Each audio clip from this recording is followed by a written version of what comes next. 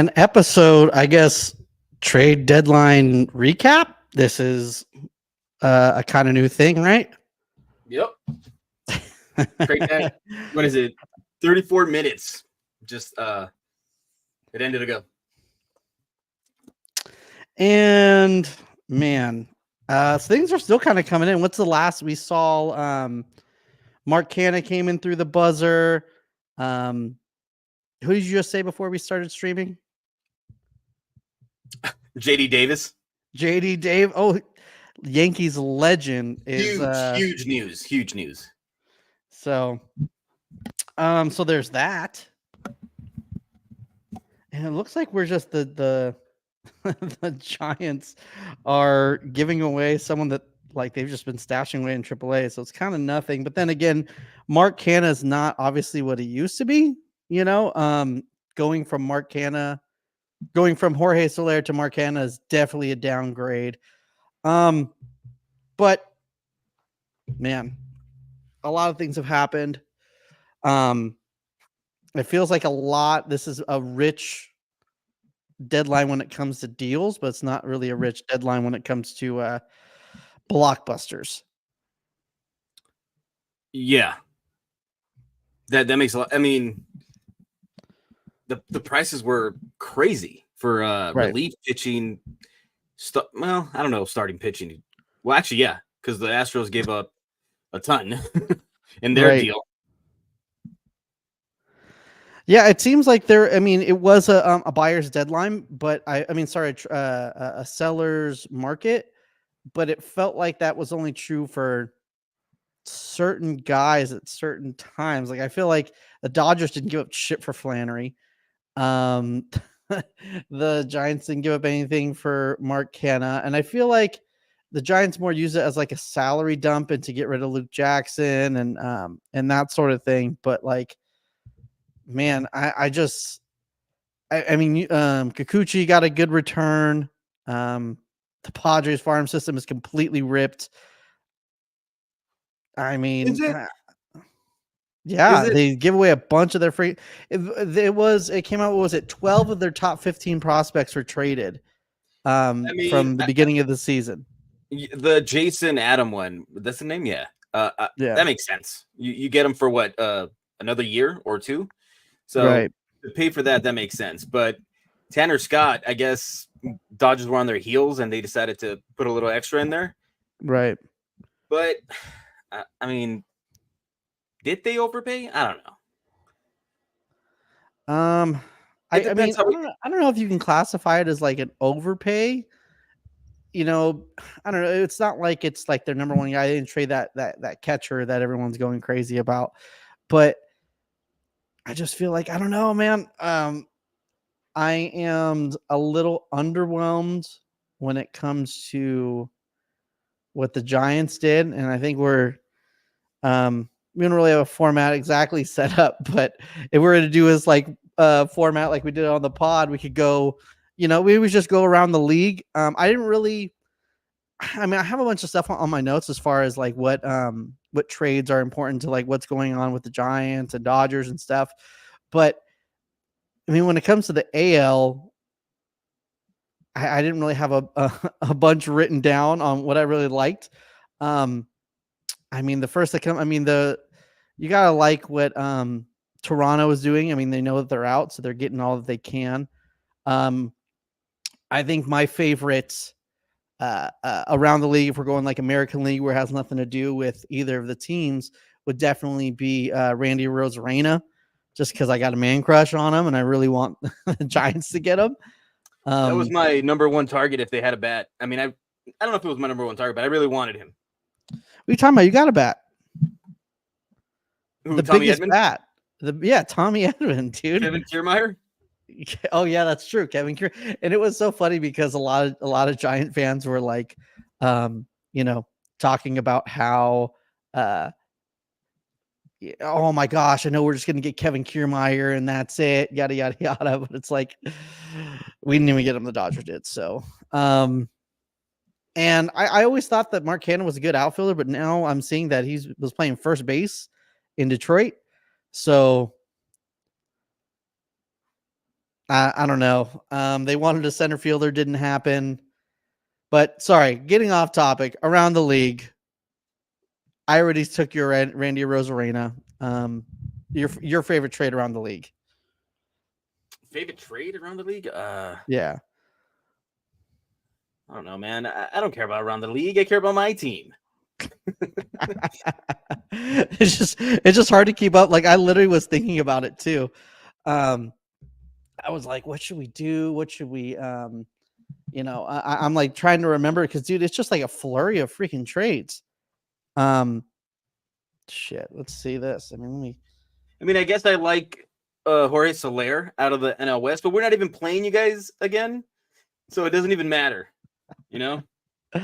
I guess. Yeah, I guess we could go into the things that both of our teams did. I know you had a lot more exciting stuff, I guess. But we've been talking on the pod a lot about what's going to go on like for years to come. And one of the things I was saying is I think the Giants need to go balls out next year on Pete Alonso because they're going to strike on. They're going to try for Juan Soto and they're going to miss. And they need to go after Pete Alonso because right-handed power plays at Oracle. But I was like, oh man, but it's going to be really hard to get rid of Jorge Soler's contract. That's going to have to try to be an off-season thing. And I don't know. I think it's obvious that Farhan listens to the pod then, and he got rid of Jorge Soler and is going to sign Pete Alonso. So that's not what happened at all. That's exactly what happened. He gets buyer's remorse all the time. He didn't want to do it with Correa. Arson Judge, they couldn't get it done. And then now he bought Soler, and then he said, you know what? I'm going to give him away. If I have to hear Arson Judge one more time, like I swear to God, I'm so sick of hearing Arson Judge.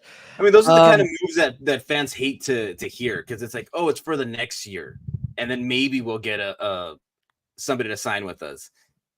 And then you get Canna. So it's like, wait, why don't you just keep Soler then? Trade him in the offseason if that's what you want to do.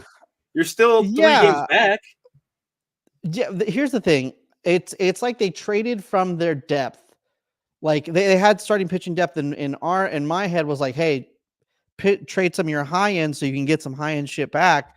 But they took that as like, let's see what we could get for, what's under the couch cushions. To break down, I guess the first trade, talking about the Jorge Soler and Luke Jackson to Atlanta. Atlanta's taking all the money. They are also getting their 17 best prospect, Sabian.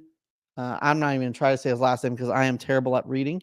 Celebios, maybe. I don't know. Tyler Matzik, he's kind of interesting too, right? Because he's like the same thing with like Luke Jackson. He's coming in injured. You have him for next year. And there's a possibility he might come back in September. He could be good. He could literally not throw for Luke Jackson on the left side. He's cooked. He was just a throw in. All it was to get rid of the money. It's a money. Yeah, and I mean to get rid of Luke Jackson is pretty crazy because of how bad Luke Jackson's been for us. But I mean, it's just interesting. You got an interesting reliever for a year and a half. Kind of see what happens. He's having still elbow issues and that sort of thing. So I don't know. Obviously the big trade the Giants did. What's that? I said you're happy with that deal, but I mean, are we talking about Jack Flaherty? No, we don't need to. That's like, we should talk about the big trade, which is Mike Baumann for cash. Cash consideration. Yeah, you need the cash. Yeah, we could talk about your damn Jack Flaherty. Hey, the prices around the league for pitching was ridiculous. The fact that he got Victor Gonzalez, turned him into Sweeney, turned that into Jack Flaherty. I think Fleesman, baby. Andrew Fleesman again. And everybody doubts him. Right everybody doubts him because he doesn't make a trade in the first 5 minutes. We're so impatient. If he doesn't make a deal in the first 5 minutes of trade line day, then he's not going to get it done. You just got to have a little patience, and he came through again. And I also feel like, there's whether it be a hey, we're gonna wait till the best deal comes in, or we're gonna wait till this guy is just gonna accept our trade. I don't know who exactly holds out on him, if it's the buyer or the seller, if it's different every time, but fuck, I mean, I feel like the prize chip of the trade deadline went for nothing. Who was the price? Flaherty? Yeah. Because I mean, think about who was the best starting pitcher to go, except for Mike Baumann. That's not even fair. Let's just take him out of it. But yeah, he was definitely the best pitcher traded. Yeah, that's what I'm saying. Yeah. Like, because Skubal didn't go, and because Crochet didn't go, I mean, he's obviously the best starting pitcher, and he didn't get half the return that the Blue Jays got for Kikuchi. So, but I think there's context to that. Like, the Astros farm is not as deep as other teams. So when you say like, oh, they gave up their number 2, I think their number 2 is like maybe your number 13 or lower on your farm. So, I mean, sure, they gave up a lot, but like, I don't think it's a lot for other teams.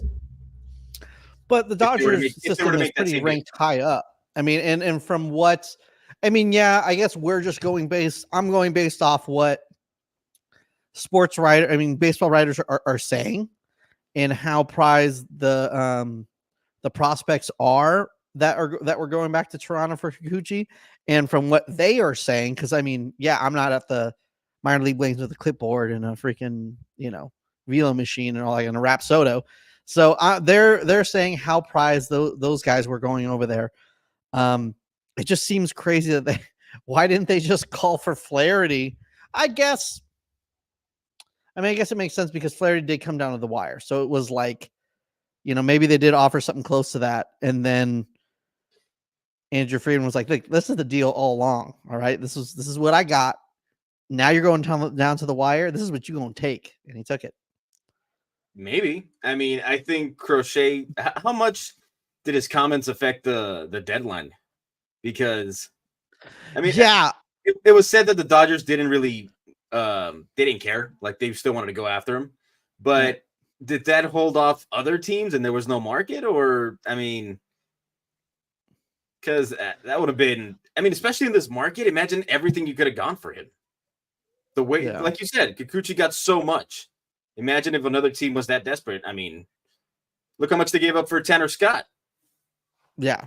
And that's kind of part of it. And yeah, exactly. And when we first talked about it on the pod, we were talking about how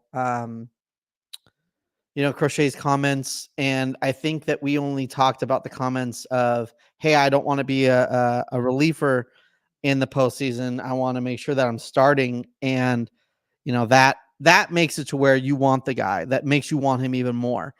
But the comments of, hey, if you don't give me an extension, I'm not pitching the postseason. Yeah, if you're going to give up a bunch, that does worry you a bit. Yeah. But I don't know. I think he just wanted security. If I'm going to pitch in the postseason, I've already pitched enough past my limit or whatever it is. I want some security. I get that. Right. But, I mean, if you're going all in, go all in. You know what I mean? Yeah. I think that's why the Dodgers didn't really care, because it's like, if we're going all in, we're going all in. So. And the bats, I mean, I know you guys, I mean, all I was hearing on Dodgers, you need relief arms, you need a starting pitcher. I know we've talked about how the main thing you need is at least one starting pitcher. Check. The bats that are coming back, if we're sticking with I mean, we can't exactly go back and forth, because there's like only 2 more trades to talk about with the Giants, and there's like 7 Dodger trades. So we could talk about another Dodger trade when it comes to the Tommy Edman, the 3-team trade, the Tommy Edman and Michael Kopech. I mean, I feel like Vargas, I understand. I don't know why Dodger fans hate him so much, but I feel like Vargas was a pretty big chip for, I don't know, Michael Kopech, who gets freaking knocked around all the time. And is Tommy Edman that guy? I think so. I mean, if you see what we've had, He I is mean, him? even today, they're starting Kevin Biggio still. So Yeah. if we can move past those days soon enough, we'll be much better. But he shore up the bench with Edman, so he's insurance for Lux in case he goes back to be bad. He can play center field. He can play all over the place. He can play third base if Muncy's not ready yet. So I think that's pretty good. We got Ahmed Rosario to play a little bit of short, maybe second. He's played the outfield too. So I think the big thing was that he fixed the bench. It was pretty bad. Sure, Right. some guys have got a couple hits here and there, but I think now you got a pretty solid bench. I mean, Kiermaier, who they also got, you can put him in late inning replacement for defense, and you don't lose a step. And you probably get better out there defensively. Oh, so 100%. Right. I think it's he said he wanted to make a big deal, and he did, but he also helped the team around the edges. And so I think it was a very solid deadline for the Dodgers. Okay. Where does Mookie play when he gets back then? Does he go back to right field? I think he's still a shortstop. Yeah. But now with Edman there, you have like insurance. So if he doesn't play well or gets hurt or whatever it is, you got him there. So I think you just got a lot of options now, a lot of flexibility where you didn't have that. My question is Chris Taylor still good in the infield? Is he not good in the infield? I mean, he's played third. He's played it pretty solidly. So I just don't understand why you wouldn't put Chris Taylor at short. And I understand he's not doing well, but I mean, what are you going to expect from Tommy Edman? I don't know. I just feel like if Mookie Betts, the shortstop, is struggling to hit, why would you put him back at short? Like, why wouldn't you just kind of fill in, or maybe just give Tommy Edman shortstop, and you might have to say bye to forever Dodger Nick Ahmed. But I mean, the beauty of it with these trades is you can do all that. You're not forced to have a Mookie at short anymore. Like, you have options. So if you want to put him in right field, somebody's struggling, you can put him back in the outfield. Put him at second if he feels more comfortable there. So he gave himself a lot of flexibility with players that can actually contribute, as opposed to like, just because you're there, you're going to play like Biggio or whoever it is, Ahmed, just because we needed someone. So I think it's a pretty solid deadline. Especially, I mean, it would have been very underwhelming if he didn't get Flaherty. Up until that point, you're like, oh man, like, I don't think we did enough. Like, sure, they help, but the main thing is the pitching. And if we don't get him, we're kind of screwed here. We're probably things are looking dire if Yamamoto doesn't go back. So now you got Flaherty, and it changes the whole thing. An underwhelming deadline. I don't know what that's like. It's I couldn't relate, I guess. Switching it back, we could talk about the Giants did make another trade, sold off another piece of their depth. I know Blake Snell would have been a pretty good get for a rental piece, and high-end rental piece. Could be probably one or two in any rotation at the moment. But they decided to trade. I guess Alex Cobb could be considered maybe like because of how good Ray has been, and Logan Webb obviously could be considered a 4. Would be his ceiling in our rotation, but at the same time, I think his ceiling would be a probably solid 3 type guy.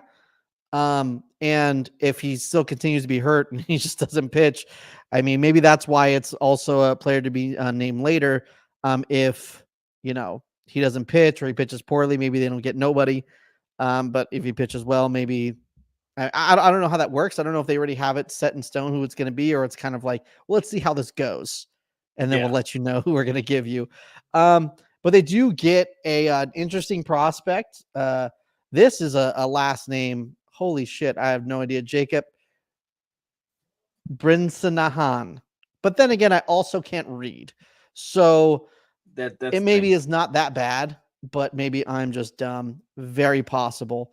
But I mean, he was drafted out of high school, drafted last year. He's killing it but I mean, it is rookie ball and low A. But good strikeout per 9, good ERA at 2.7 this year.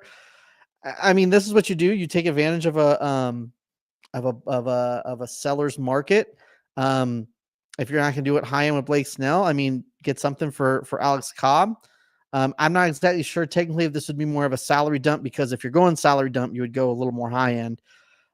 So they definitely believe in the rotation right now, and could be one of the best rotations in baseball. So I don't know. As far as a trade, I like it. I think it's a good. And these deals so far as a one, technically, like, they're good deals. I mean, I guess, but you traded your biggest power source. So, like, you know what I mean? Like, you're already struggling to score. Yes, now you bring in Canna to replace him. It's a downgrade, but then 100%. You're like, we're still going for it. I mean, I don't know. But that's what I'm saying. I don't know how you guys feel. That's what I'm trying to ask. But what I'm saying is, like, these deals as a one-off, like the Alex Cobb deal is a good deal. The Horace Soler, Luke Jackson is a good deal. But when you look at the grand scheme of things, and it's like, what are we doing here? It's, we were talking on the pod about, you need to go all the way in or all the way out. You need to figure something out. And they decided to just be like, like, I would get it if they did these deals, but then also brought it back in. It's like, okay, you're trying to buy a little bit. You're not getting under luxury tax. So I'm not sure if this was a pure just trying to get under salary cap. But it's like, to say like, oh, well, this rotation's really good. It's like, yeah, but there's a huge hole in this lineup. And if you think you're going to up jump 4 teams in a wild card, who all of them are getting better, whether it be marginally or not, they're all getting better, and you're going to up jump them with the same team that has been underperforming. I don't know. I don't get it. I think this team is worse than they were 24 hours ago. Well, do we think anybody in the NL got drastically better? Drastically? Let's see. Just a quick, like, little recap. This is kind of like the in my notes, the NL stuff that I thought was noteworthy. The Mets got Blackburn, Winker, and Stanek. That's solid upgrades. Depending what Winker is, maybe it could be solid. I mean, he's having a good year or whatever. The Braves got Soler and Luke Jackson. Did anything else come in from them at the end? From who? The Giants? Not from the Giants, just the Braves in general. No, I didn't see anything else. I don't think so. The Padres got very better. Got marginally better because they have a pretty damn good bullpen now. Well, they have they in paper they have a super bullpen. I don't think they did anything to fix the offense. So I think they're banking on Tatis coming back. Right, and you have to. They have big names at every position. Yeah. I mean, except for maybe catcher, but I mean, that's also a prospect guy that you believe in. But every other position, you have like one of your dudes, or someone that's, exceeding expectations. So I mean, there's no way they could have upgraded, I don't think. Maybe. I mean, the Diamondbacks also got a little bit better. They got a few pieces, also marginally. I don't think they're like, they separated themselves from the pack or anything. Josh Bell and AJ Puck. Yeah, the only team that didn't do anything was the Rockies, right? In the division, I think. Well, I mean, they did. They sold off some pieces and got some return. I don't know. I mean, I didn't go too deep into looking at what their return was and finding out who they were, if it was good or not. So, I mean, the Cubs, who are considered dead, they got Paredes. Yeah, I don't understand that. It was it yesterday or Yankees and Dodgers in a bidding war, right? Yeah. And like 20 minutes later, oh yeah, he's a Cub. Okay, where did that come from? Right, so exactly. I figured they just got Paredes. They're about to move somebody else. Like This is like he's gonna stay. Nico Horner is probably going or something, but I guess not.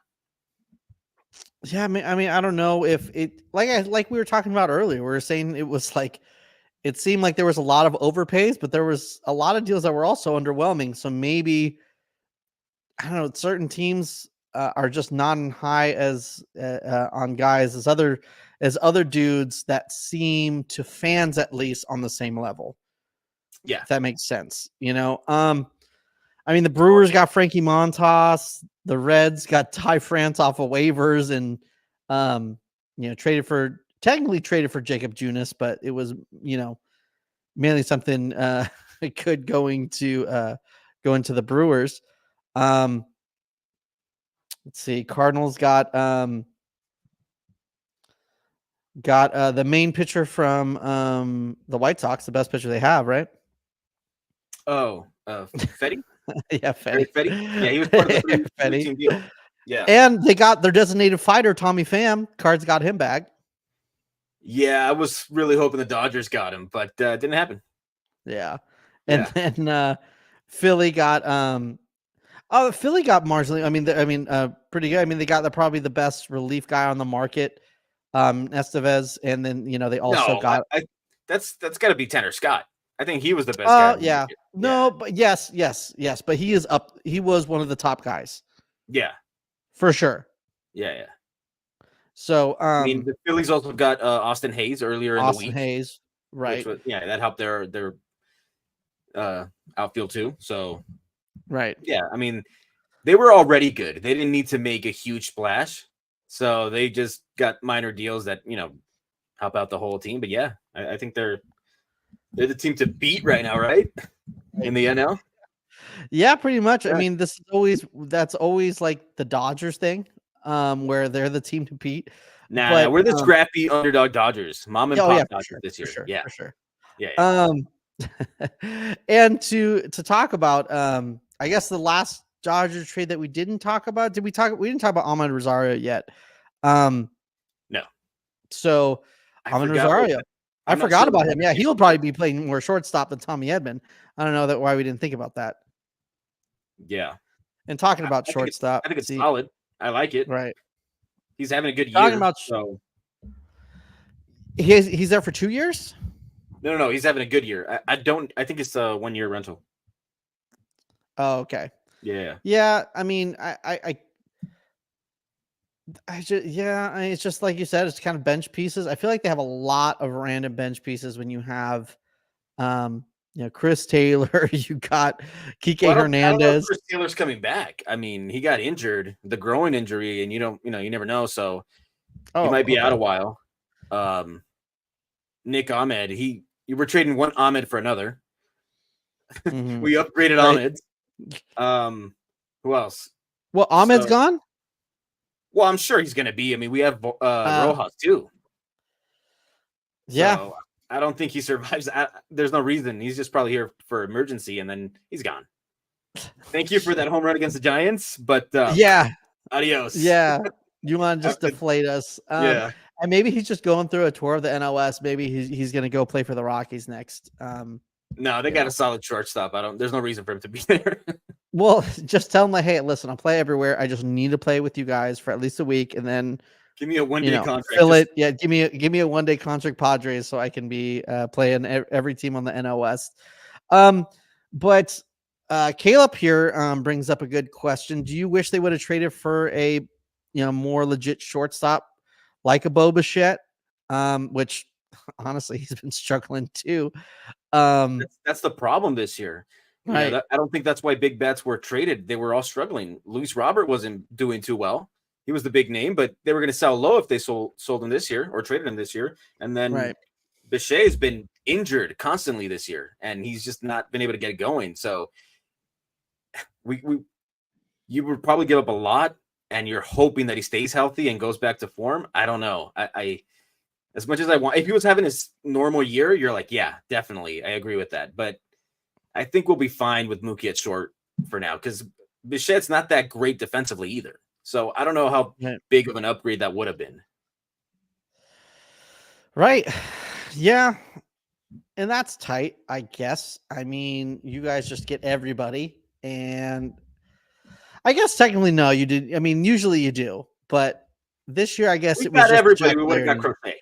Yeah, that's what I'm saying. Usually the Dodgers do. They do get like they'll get the Max Scherzers and the Manny Machados and all that kind of stuff. So in a way, do you feel underwhelmed with how the Dodgers did the trade deadline, or are you thinking that it's No, I fine? think obviously the only way it could have been better is if you get Crochet, but I don't know what the price was. I don't know what they ended up haggling over, but Flaherty is no slouch. It's not like you missed out.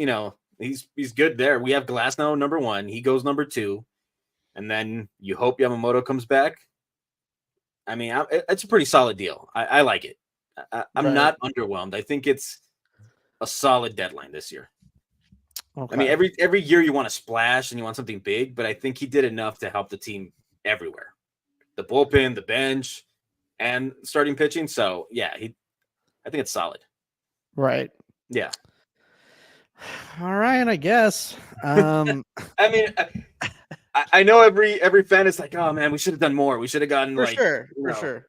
Just give up the farm and get everybody. And sure, I mean, if the deal's available, do it. But I don't know what they wanted for a Crochet. So it depends. I'm sure we'll hear it, later on in the coming days. But for now, I'm pretty happy with what transpired. I can't say the same.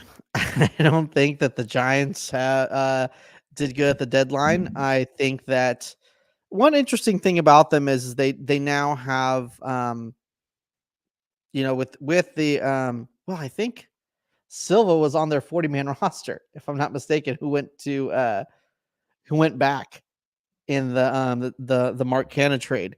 So in that case, they have 3 spots on that 40-man, and even if it wasn't, if I'm mixing up guys, or they ended up DFAing him and he re-signed. I forgot exactly what happened with him.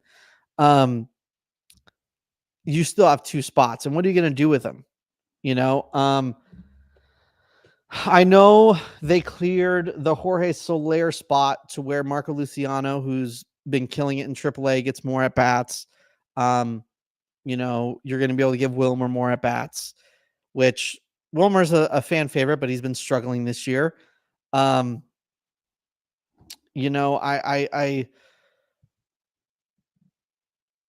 There is another guy that you signed from the Mexican League, Encarnacion. I don't know how to say it's for Jeter, Jrer. I'm not sure. Sound it out, Jeter. Jeter Encarnacion. He was a kind of like a high prospect with the Marlins, and then just never really panned out. He's still only 26. And he's just absolutely destroying right now in AAA. But it is also the PCL is a joke when it comes to hitters. So those AAA numbers are a little inflated.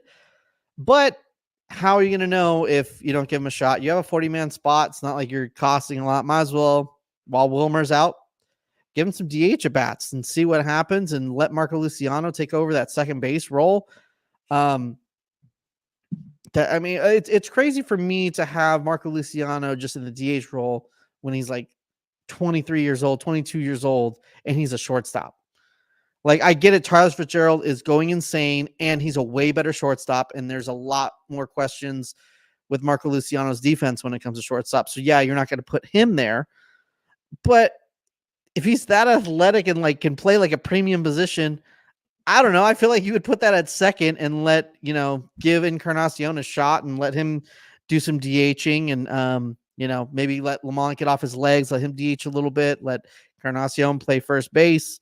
I'm not sure if Encarnacion's a good outfielder. You can put him in left, instead of Conforto, to get better defense. But I don't know. I haven't really looked up his scouting report on exactly if his defense is good. So that's where we are. I mean, I just don't know the plan. I don't know. This is just stupid. I think going forward, I think the way to go is obviously making deals in the off season, or making them early. Look at Preller. He got C's for like half of the cost that it would have cost anybody right now, and a rise. He got, the batting champ from last year. Was it last year or 2 years ago? Whatever. But but he still almost hit like 400 last year. Astronomical ask would have been like right now during the deadline, and he got him for whatever it was. But right. So maybe it changes going forward. But because there wasn't many big names, right? I mean, what was it? Arozarena and Flaherty and Scott. Maybe those three. Everything else is like complementary players, maybe. Yeah, and even one of the best bats traded at the deadline is probably Jorge Soler, because he was really heating up. The last 2 weeks, Jorge Soler was hitting like almost 400, had over a 1 OPS, and it was a punchline for a while that Jorge Soler was a leadoff hitter because he's like a power dude and buff as shit, all that buffness for no reason.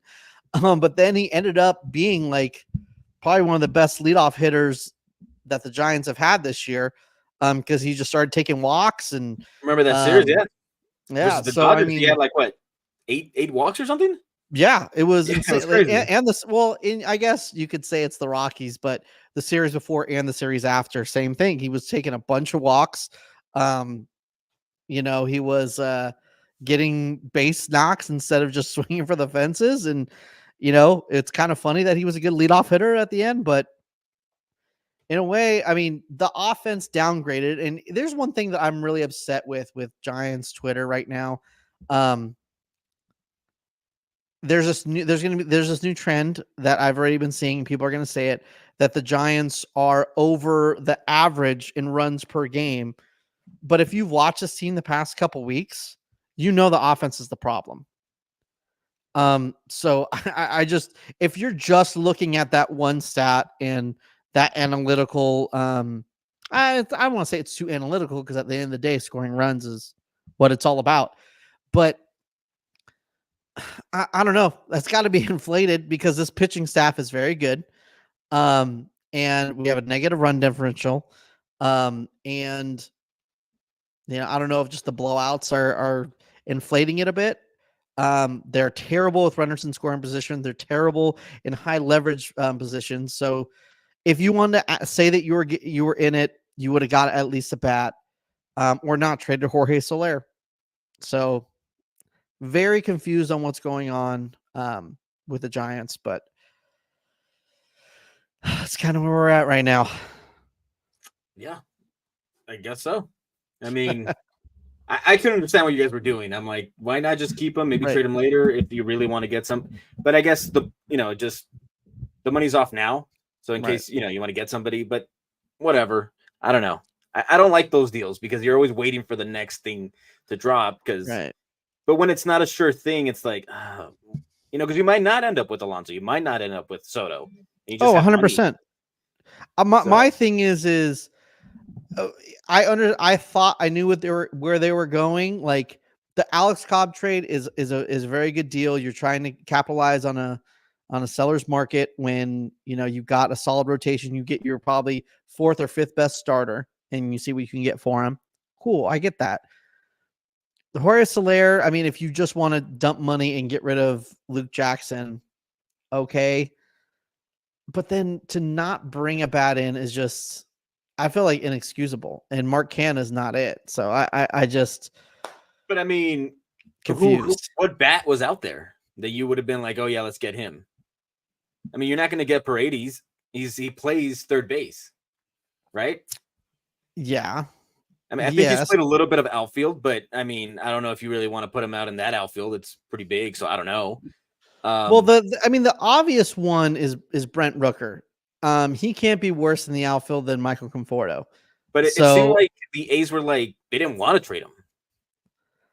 I don't know. Yeah, I get what you're saying. But you don't know who's on the market. You don't know who's off the market. We're not insiders to where we know, who what had a conversation with about what, and right. But I can't imagine, them calling for Brent Rooker. This is like the seller's market, and how high his value is right now. It's higher than it's ever going to be, that you wouldn't let him go.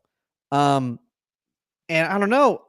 If you give him Whisenhunt and Eldridge, I feel like that could a package around those two could get the deal done. Or even if you trade one of your young starters in Harrison and Birdsong for Brent Rooker, I think that's something that you have to do. I mean, if you need a bat, if you're actually trying to go for it, like this middle of the road stuff. And the commentary says Farhan last year got Pollock. This year it's Canna. It's, they're never really improving at the deadline. And that's what I'm talking about. It's just mid-level shit. It's just like, this was the deadline to be like, all right, let's sell and get some pieces and let's go full force next year. Or if you're going to buy, get one solid bat. Sell off part of your really deep and good rotation to get a bat. So the funny part is that you wanted a bat and you gave up the bat that you probably wanted. We got worse on offense. We got there. Like, there's no, we got worse on offense. I mean, I didn't even know if that guy was available. Like we just said, like, we don't know who is available, who isn't, but yeah, I wouldn't have imagined if Jorge Soler probably would have been, I don't want to say the last person that I thought would have been traded, but pretty close to last. Like, I feel like that's also saying like, hey, I signed a bad deal type shit. So yeah, I thought he would have traded Snell. I thought that was the deal to be made and to replenish whatever, like, get a bunch of young guys in there. Right. I thought that was the deal to be made. Or just one really good one that's maybe like in AAA that you can, like, even if he comes up and is shitty, but is like, hey, we believe in this guy and we're going to leave him alone and we're going to go for it that way. I could back that so hard. But to just be like, we're going to get Mark Canha. Let's see what happens. It just seems kind of silly because he's pitched really, really well. Snell, and he's definitely going to opt out. So you're not going to be on the hook for anything. Right. So, like, just pay whatever the rest of this year or whatever, get a bunch of prospects. It's a win-win. It's almost like sign him again next year if you really wanted to. Right. It's kind of funny. It's like there was reports that there was also a problem with getting rid of, the teams were worried about that second year. He's going to opt out. It's almost like Farhan could have been like, guess what? I'll give you $30 million if he opts in. So you only got Blake Snell you're only going to pay him $2 million if he opts in. Because he's going to opt out. Yeah, you can literally book it. He's going to pitch well the rest of the season. Maybe they don't get in the playoffs, but he's going to pitch well enough to be like, wow, he was really good. And he's going to opt out. And then you get it's kind of like Ohtani last year. They got nothing for him. That's another team too that I thought was going to trade Anderson, Rengifo, and other pieces. They didn't.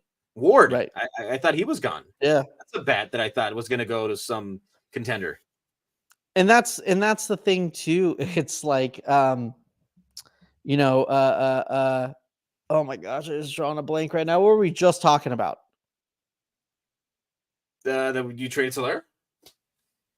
Oh no, Snell. Sorry, we're talking about Snell. There we go. Talking about him opting in. Even if, like, let's say he has 2 more starts where he's great, and then he gets hurt, he's still gonna opt out unless he's having Tommy John, obviously, where he's out for the next year. And it's like, yeah, I'm gonna sit on the couch and make $30 million next year. But other than that, like, he can easily get a 1-year, $31 million deal next year, even if he doesn't. Only pitches like 2 more games, Yeah, so I don't think you were gonna lose like much. I don't know. Yeah. I just thought it was weird not to trade him.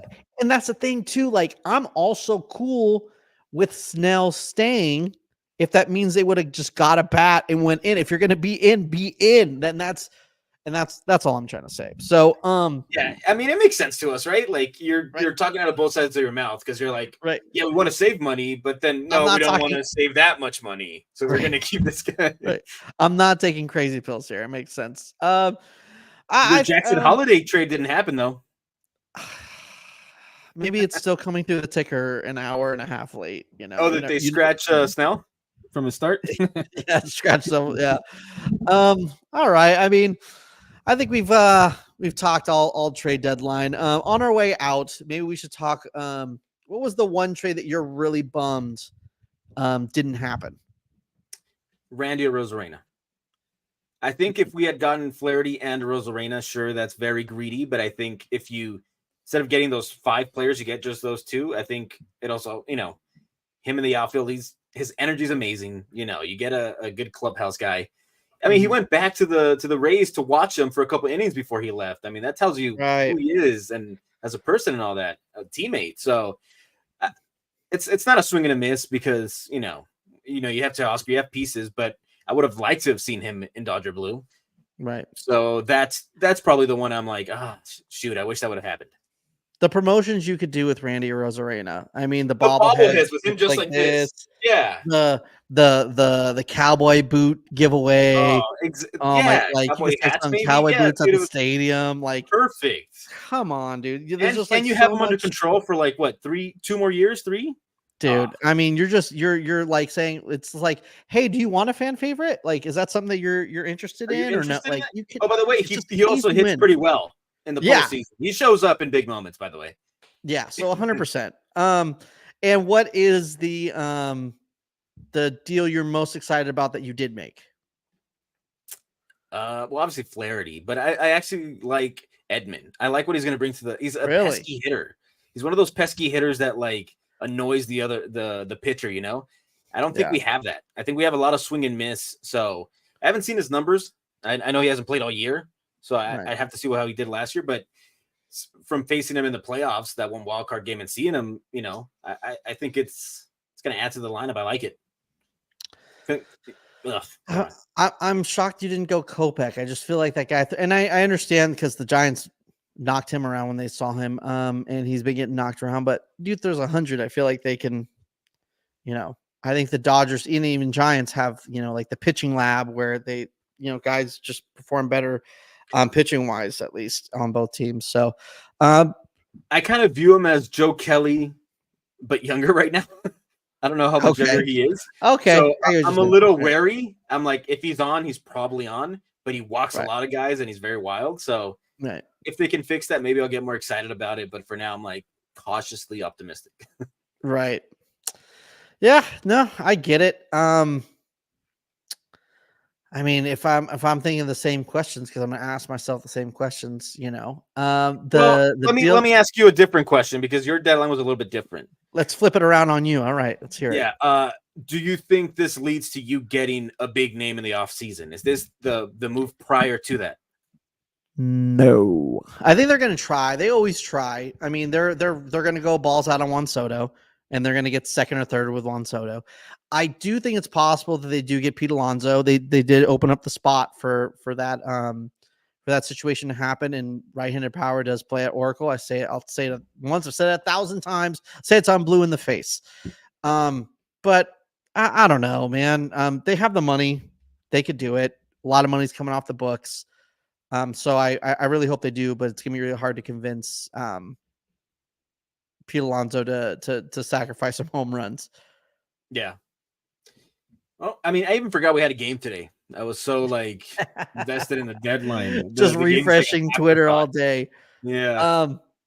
I mean, but if I'm talking about a deal that I like the most, it would be probably the Alex Cobb deal, just because I'm excited that they got rid of Luke Jackson. And hopefully that means Spencer Bivens is going to be up the whole time. But I'm bummed on Jorge Soler. I like him a lot. It's not my money, so I don't care if they save money. I don't think the prospect they got was not that they got fleeced or that, it wasn't a good deal, but he doesn't really do it much for me.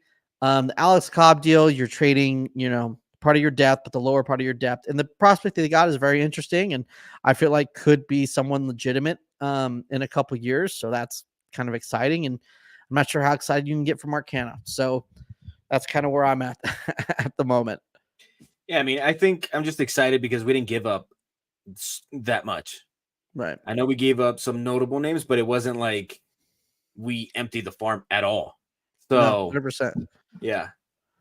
No, I think it's a feather in. I think it's a feather in Freeman's cap for not overpaying for Flaherty. I really think it is. So, kind of just see what happens. But hey, Flaherty and Buehler are finally teammates. Oh, why are they friends or something? Am I supposed to know that? No, they were always compared, and they're like, oh, they pitched similar to Scherzer, Verlander. They looked. I remember those conversations when they were younger. Now they're on the same team. I'm very happy for him. Very excited. Thank you. We appreciate it. We'll send you a postcard from the playoffs, man. Don't worry.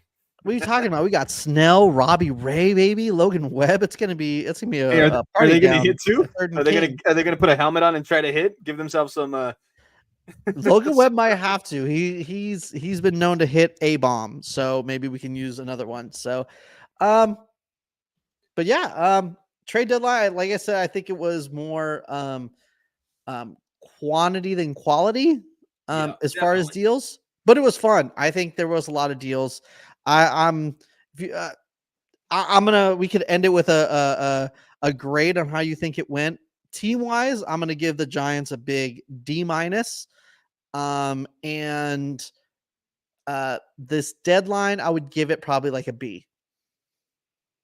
Because I think exciting. I'd give it an A- because you didn't have to give up the farm for a frontline pitcher for Dodgers' sake. Okay, it's A-. Yeah. You shore up the bench. You got rid of a lot of players that were not helping your team. Finally, so you got some dead weight, which they'll continue to trim some fat when the other players come back.